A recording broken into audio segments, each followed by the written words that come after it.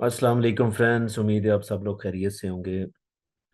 किसी दोस्त ने काफ़ी दफ़ा मुझे कहा है कि टॉक्सिक पेरेंट्स के ऊपर एक वीडियो बनाएं। तो थोड़ा सा मैं थोड़ा सा डिफर करूंगा।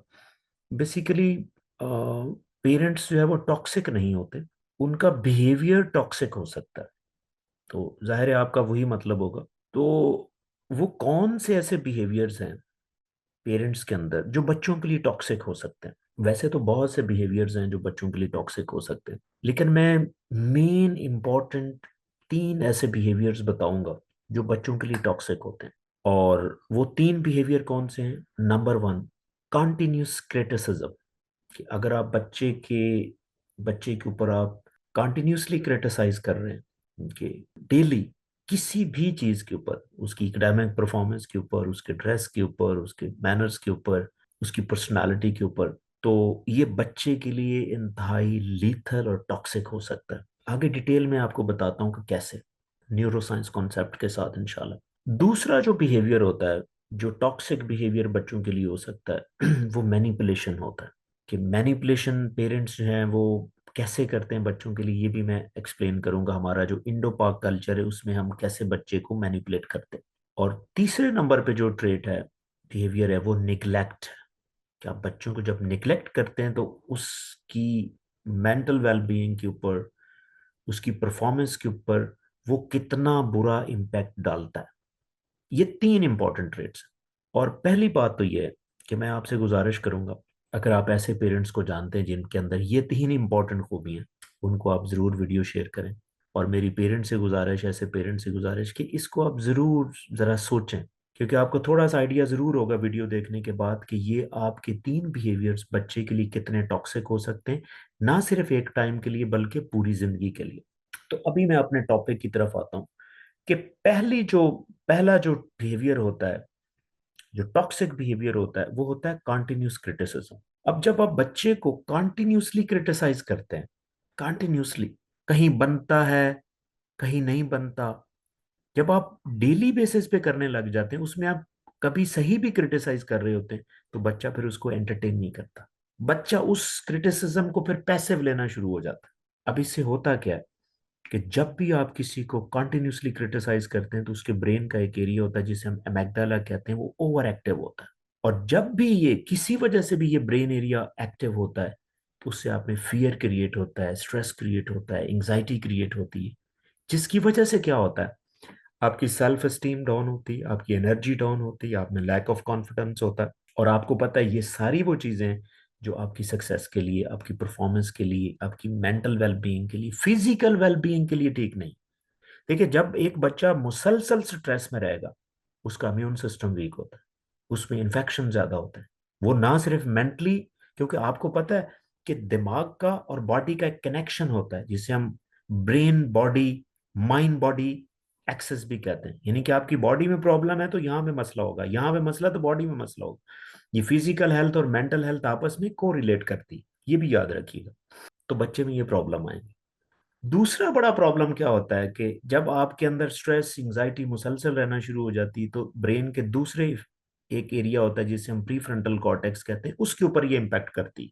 अब प्री फ्रंटल कॉर्टेक्स का वैसे फंक्शन क्या होता है? Creativeness, decision making, assessment, judgement, critical thinking, ये वो सारे फंक्शन आपके डिस्टर्ब हो जाते हैं। तो एक साइड पे आप में एनर्जी नहीं है, लो सेल्फ एस्टीम नहीं है, दूसरी साइड पे आप डिसीजन नहीं कर, आपकी कॉग्निटिव हेल्थ डिस्टर्ब हो रही। कॉग्निटिव हेल्थ का मतलब है आप डिसीजन कितना अच्छा करते हैं, प्लानिंग कितनी अच्छी करते हैं, ये कॉग्निटिव हेल्थ है। जितनी आपकी फिजिकल हेल्थ है या मेंटल हेल्थ जरूरी, इतनी आपकी कॉग्निटिव हेल्थ बहुत जरूरी है। तो ये कंटिन्यूस क्रिटिसिज्म ये करता है। नंबर सेकंड पे जो खूबी है, खूबी तो मैं नहीं कहूंगा, कोई भी बिहेवियर है, ठीक है, जो टॉक्सिक दूसरा बिहेवियर है वो मैनिपुलेशन है। हमारे पेरेंट्स जो है, मैं नहीं कह रहा, अगेन मैं कह रहा हूं कि हमारे पेरेंट्स कॉन्शियसली ये नहीं कर रहे होते, कि वो, उनको पता भी नहीं होता कि हम बच्चे को मैनिपुलेट कर रहे हैं। वो हो सकता है बच्चे का फायदा समझ के कर रहे हो, लेकिन उनको अवेयरनेस नहीं कि ये प्रॉब्लम है। फर्ज करें, किस तरह वो बच्चे को मैनिपुलेट करते हैं। फर्ज करें वो अपनी मर्जी की कोई चीज बच्चे से करवाना चाहते हैं, वो समझते भी हैं कि अच्छी होगी, लेकिन बच्चे को ऐसी ऐसी स्टोरी सुनाते हैं कि वो फलां का बच्चा ऐसे हो गया, फलां का बच्चा ऐसे हो गया, अब वो समझता है कि ऐसे तो हो नहीं सकता। जब उसको कंटिन्यूअसली इस तरह करेंगे तो उसको बच्चा उसको मैनिपुलेशन लेता है कि यार ये मेरे साथ ऐसे गेम कर रहे। अब जब कंटिन्यूअसली मैनिपुलेशन हो रही होती है, मैनिपुलेशन गिल्ड की शक्ल में वो कर रहे होते हैं, ऐसे गिल्ड, वो फलां का बेटा तो अपने पेरेंट्स की इज्जत ही बहुत करता है। बच्चे थोड़े से बड़े हों, थोड़ा बहुत कमाने वाले हैं, तो उसको ऐसे कहते हैं देखे फलां के बेटे ने तो गाड़ी लेके दी बाबा को। अब बच्चा इसको गिल्ट समझ रहा होता है, उसके लिए ये प्रॉब्लम है, बच्चे को मैनिपुलेट किया जा रहा है। इससे होता क्या है, बड़ा गौर से सुनिएगा। जब भी आप बच्चे को मैनिपुलेट करते हैं, उसके ब्रेन के अंदर एक न्यूरल पाथवे है जो इमोशंस को रेगुलेट करता है। अब इमोशन को रेगुलेट करने की क्या साइंस है? अच्छा, ये इंसान के अंदर एक ऐसी खूबी है, इमोशन रेगुलेशन, कि जब आप गुस्से में आते हैं तो उसको कंट्रोल कैसे करते हैं, उसको ठंडा कैसे करते हैं, ये खूबी है जिसे हम इमोशन रेगुलेशन कहते हैं। या कोई भी नेगेटिव प्रॉब्लम, नेगेटिव इमोशंस आप में आता है, तो उसको आप बैलेंस कैसे करते हैं, उसको मैनेज कैसे करते हैं। ये एक ऐसी इंसान की खूबी है जो मैं इंटेलिजेंट होने से भी ज्यादा ऊपर रखता हूँ। क्योंकि समटाइम आपको इंटेलिजेंस वहां पे काम नहीं आती जहां तक आपकी इमोशन रेगुलेशन काम आते। इसीलिए मैंने बहुत से लोग कम इंटेलिजेंट देखे हैं जो कामयाब देखे हैं, लेकिन उनके अंदर ये खूबी थी कि वो इमोशन को रेगुलेट करते हैं।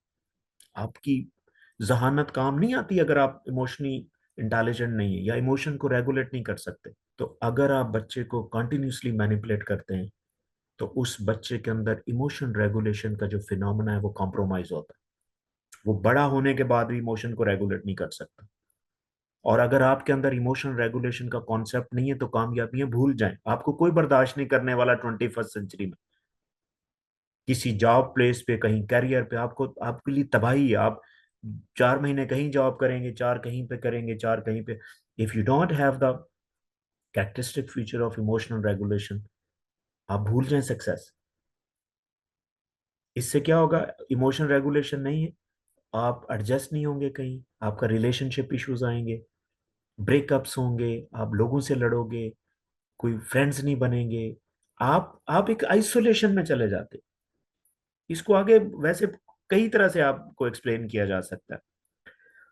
और तीसरा जो ट्रेट होता है, टॉक्सिक बिहेवियर होता है, वो होता है निग्लेक्ट, कि आप अपने बच्चे को निग्लेक्ट करते हैं।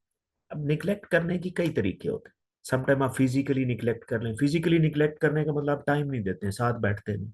जब आप बच्चों के साथ नहीं बैठते, उनको उनको एक अपना अपना नहीं लगते आप, उससे होता क्या है कि आपकी बच्चों की बॉडी से एक हार्मोन रिलीज होता है जो नहीं होता, जिसे हम ऑक्सीटोसिन कहते हैं, जिसे हम लव लव हार्मोन भी कहते हैं।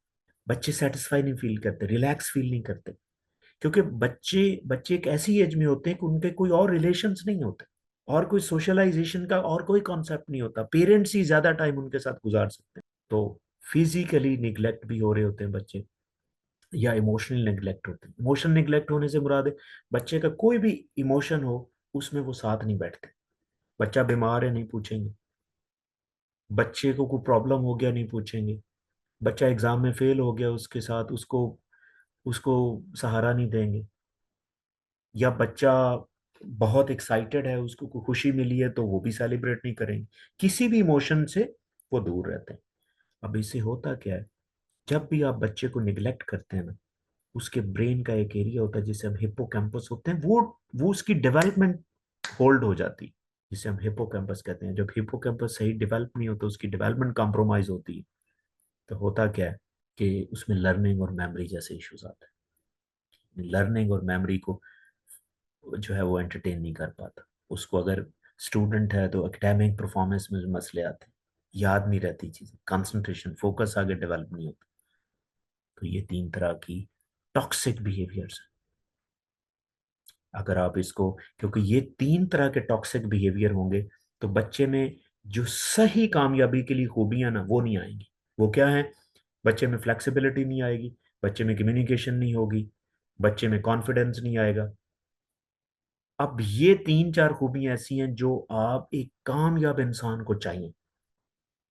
3 4 मैंने खूबियां बता, और इसमें टॉप में सबसे बड़ी खूबी है वो कम्युनिकेशन स्किल्स है।